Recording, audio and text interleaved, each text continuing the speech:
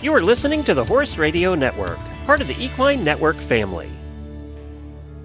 This is Debbie Laux, and you're listening to the Horsemanship Radio. Thanks for joining us.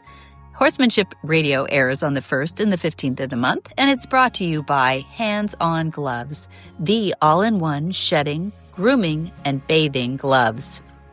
Bia Franco is the first woman from Brazil and currently the only one to receive a Monty Roberts instructor certification. She's based in Barretos, Sao Paulo, and together with her husband Valdo, Franco is also a Monty Roberts certified instructor, and they train horses and teach Monty's concepts on their ranch. Bia's focus is to teach using Monty's methods to show people in Brazil that violence is never the answer. When Bia started her journey to learn Monty's concepts, she was afraid of horses and is now living proof that you can overcome your fears and achieve your dreams. What's great about HandsOnGloves? First, they remove hair beautifully. The nodules are designed to grab loose hair without pulling. Second, you can use them wet or dry. Dry brushing, bathing, shampooing, they do it all. The gloves don't slip when they're wet, which is a huge deal for bath time. 3, you have way more control than a traditional brush. Your hands follow the contours of the animal's body, around the face, down the legs, under the belly, over the hips. No awkward angles, just natural position. And, the last thing is animals really trust them because it's your hands doing the grooming. Horses and pets accept them much easier than a hard plastic brush. They're great for young horses, sensitive-skinned horses, rescue animals, animals new to handling, and they protect your hands too. We trust them. You can too. At Monty Roberts University, we have one of the most comprehensive, accessible, and transformative equine education platforms in the world. Here's what makes it truly exceptional. We have over 900 video lessons from Monty himself and top trainers all over the world. We learn the language of equus on there. Monty Roberts University is built around Monty's lifelong work of decoding equus, the nonverbal communication system that horses use naturally. The university teaches people how to listen to horses and respond in a way that builds trust instead of fear, changing training relationships forever. You can learn anytime, anywhere. The platform is available 24/7 on any device, and it's proven gentle and science-backed methods. We solve real-world problems. The university covers issues that riders encounter every day: spooking, bucking, trailer loading, tying, catching, leading, groundwork, and more. Demonstrated on real horses with real behaviors. So come learn with us at Monty Roberts University. There's new lessons every week. We have fresh content that keeps the learning alive. Students get new episodes featuring Monty and guest trainers, special horses, and behind-the-scenes insights from the farm. Go to MontyRobertsUniversity.com. Come learn with us. Well, welcome. We have Bia. Can we call you Bia, or do we have to say Beatrice? Oh, Bia is good. I love being called Bia. Okay, we call her Bia. So Bia Franco, appreciate you being here. And I'm excited because this is a long list now that we have of instructors. And we're getting through our list by interviewing those, especially those that are far away. And we're fortunate to be sitting down together. Even though you're from Brazil, Barretos, how many hours on a airplane do you need to go to get there? Oh my gosh, it's like 14 hours of airplane. But if you think door to door is 24. Amazing. To leave my house here and get to my house there is 24 hours. Yeah. So you live a long way away from where we're sitting right now, and I appreciate that you came. You came to take the intermediate course, which was a pilot. It's our first intermediate course. Why did you come to take that? You're a certified instructor. What did you need that for? Oh, I'm so glad to be here and to be a part of this launch of this amazing program. That's the intermediate course where you learn all the skills you're going to need for the advanced course with horses that are going to be good for you, that they are going to teach you too. Because on the advanced, you're the one that's going to have to teach the horse. Because it's an unstarted horse. Right? An unstarted horse, yes. And so on the intermediate course, you learned all that skills that you're going to need for the advanced course to help the horses there. Mm-hmm. And I think it was an amazing idea, and I'm so happy that we're putting this in practice on this week that we did, and it was the start of many more to come. Good. Yeah, it was more than a week too. You were about 10 days grinding it out, yeah? Oh yeah, 10 days, and it was an amazing journey, these 10 days.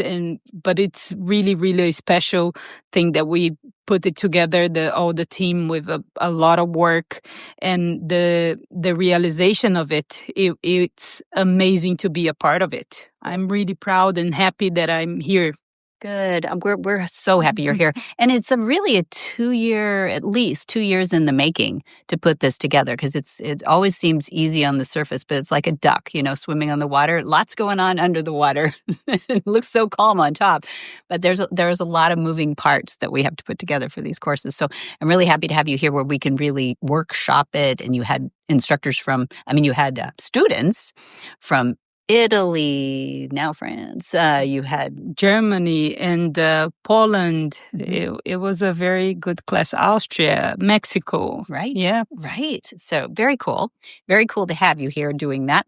But I wanted to get into you a little bit too in your story, because you have an unusual story. And I think, maybe everybody thinks their story is unusual, but let's have you tell the story, because it's partially that you and your husband are both certified now. So he's a little bit of the story, but I want to hear Bia's story today, and how you came about getting, I don't know, maybe talked into horses a little bit. Is that fair? When I was a kid, we would ride horses but then I moved to the United States with Waldo. For 17 years, we lived here.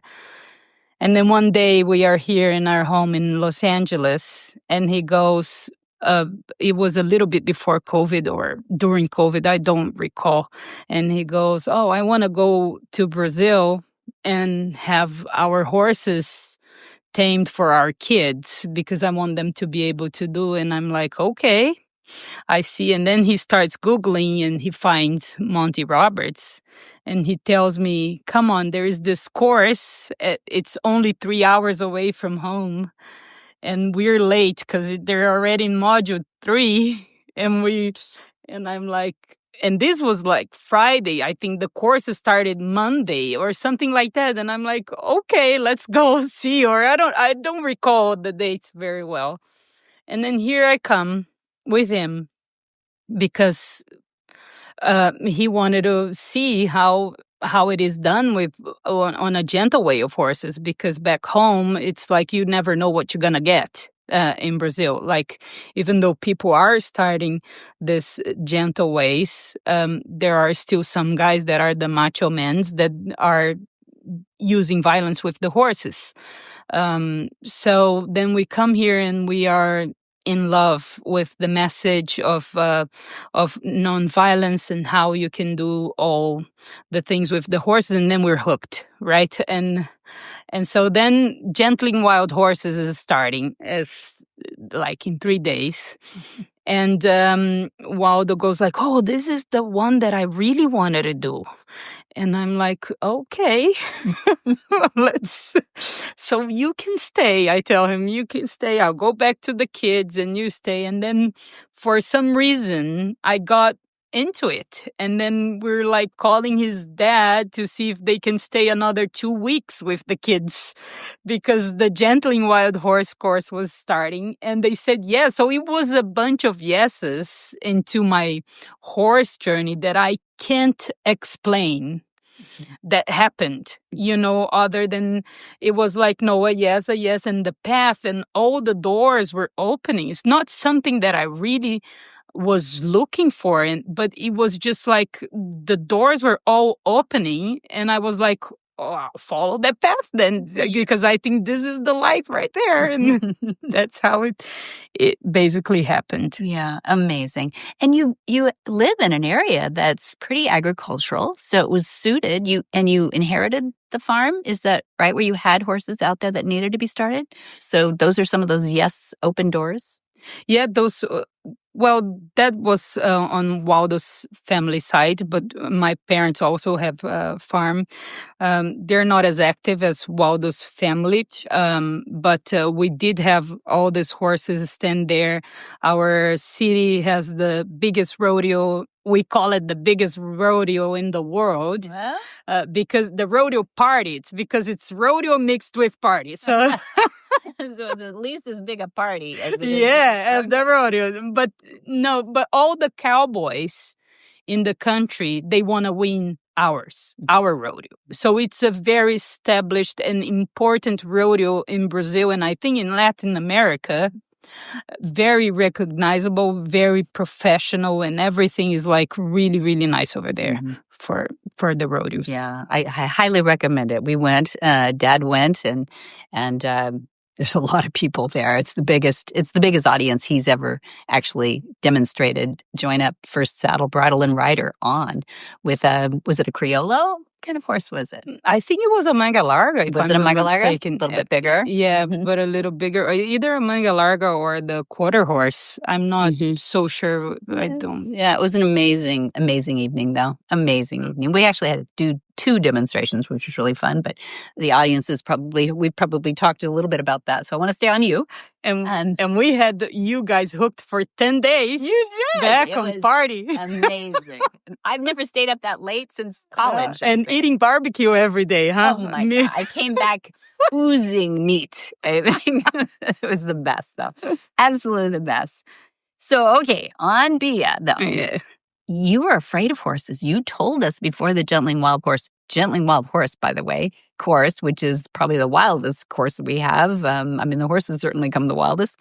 And the people are very interested in the language of equus, and it's pure with the wild horse because it's pretty unadulterated. Yeah. These horses don't have a lot of trust in people, either with good cause or they just haven't been around them to know enough. Why were you afraid of horses? Well, I think this connection in life that I had with the horses, but also because when I was a young kid, like we would ride, but then my sister fell from the horse. And I think that was one trigger right there. And then I just was unplugged from all that, from all the farm stuff, the horses, because here in America was work and kids and family and dinners, And so I think you put that down. And then when I was, some trips we made, Waldo wanted to go on horseback riding, and I'm like, no, and this is not my thing. And then when I got here, I was like, no, I'm really scared of them. I think they're gonna bite me. I think they're gonna kick me or strike me. I don't know. All possibilities are there, right? And then so I got here, and they tell me that the first option of the horse is flight. So I don't know why I believe these people.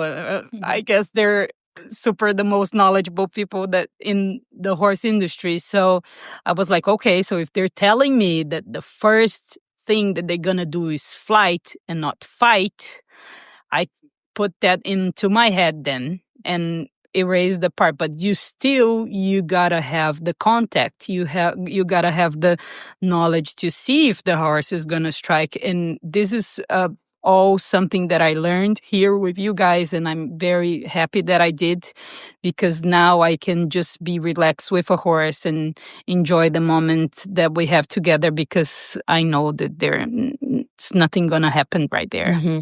I remember one of the first little things that we did together was in this round pen, and we happened to have, I don't think the company exists anymore, a way to track your heart rate and the horse's heart rate at the same time. And I remember we were seeing if they sync, and they did sync. Were there any light bulb moments on that? I think I did hear with you guys one day that we put it on me. And on that time, I was still skittish with the horse. I wasn't 100% that I was, it's not that you still have a little bit of afraidness when you, They're I don't know, big. yeah, and you're trying to regulate. But yes, I remember that moment that we synced the horse and I with and how high my heart rate would go and his heart rate would go. It was clever though. It was polar, I think, or it was a polar product or something too. Yeah, I wish we still had something like that. It is pretty cool to watch how horses and people can sync,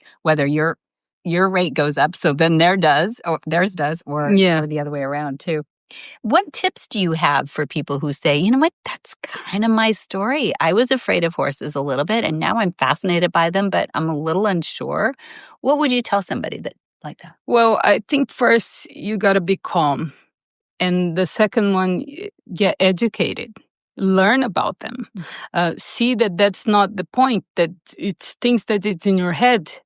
And that you can learn the language of the horse, you can learn their way, you can sync with them, and on that synchronization you can feel it, how the horse is feeling, and you can try to bring him down when you are calm enough, because you're not scared anymore. And then you can start helping them to calm down as well, and you're the one that's telling them, no, it's gonna be okay. At the beginning of my journey, the horses would tell me that it was going to be okay, right? Because the horses here were amazing. So they would tell, no, it's okay. But they're still singing with you. And then as your education keeps going on and you learn on how the horses behave and what are they telling you, then you can start telling the horse, no, everything's gonna be fine, and you can calm down because we're gonna get there. That's nice. Yeah. And so you're communicating with that horse. Do you remember still the first horse that you put the first saddle, bridle, and rider on? It was probably in Brazil. Oh, right? It was in Brazil with Waldo. We did after we did the gentling here in I was still a little bit scared of horses. And we came home, we had 4 horses that Waldo and I started. And one particular horse, his name is Storm. Yeah, because he was the one that would bite all the other. By that time, we didn't castrate them. So they were all stallions. And how the old? horses we had, like old, 4 or 5 years old, and stallions horses that we started. They were all stallions. So then as our education went higher, then it's when we started, okay, now we need to fix the horses. But when we started, they were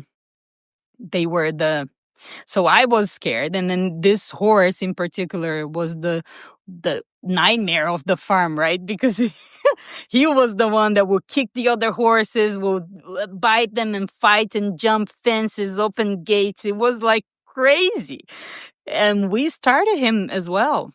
And then, but then I was very comfortable with him at the floor, but I wouldn't ride him. You're on the ground first. Yeah. Okay. But he was, I think, my biggest teacher, that guy. And Waldo and I did this 4 horses. He's still with us, and he's what a sweet horse he is. Yes, he's a sweetheart. Yes. Now he's a little bit older and and wiser, just like you. Not a stallion anymore. And now you have experience having students there on your farm in Brazil. Yes. What's that been like? Oh, it's amazing. We do hold the courses there. We built a round pen. We built an arena. No, not arena. Yep. It's arena. Arena. And so we have the students can stay in the farm because we have places for everybody to sleep in. And so it's like a complete immersive experience for them. Yeah, it's like really nice that we get our horses that we started, and then now they are teaching people on how to be gentle and how to communicate with them. So it's been an amazing journey and experience. Do you think of yourself as a professional horse trainer, or do you think of yourself as more of an instructor connecting with horses? I'm definitely an instructor connecting horses with people. Okay. Because I want to teach people the most I can that they can be gentle, that they don't need violence to treat a human or to treat a horse or a dog or any animal that we have in this world. And so this has been my main purpose on this journey, and to work with people that needs that type of guidance, that violence is not the answer. Do you think this has changed your life? Oh, for sure. It went in a completely direction. Since I put my first steps here in this farm, and we're hooked, and now we have a mission. And it's funny because when we lived here in California, Waldo and I, we always wanted to do something in Brazil to help people. Mm. And because we are so fortunate to have the life we have. And some people don't. And we always think, how can we make that happen down there? But then it was like, as this is the answer. And, gentleness and nonviolent ways goes a long way to start being better to each other and to making a better living for a lot of people. Well, I want to thank you, too, for the work that you've done with the kids at Hope, that is down in Campinas, Brazil, a little south of you, I think. Yeah, it's a little south. It's close to São Paulo, a city.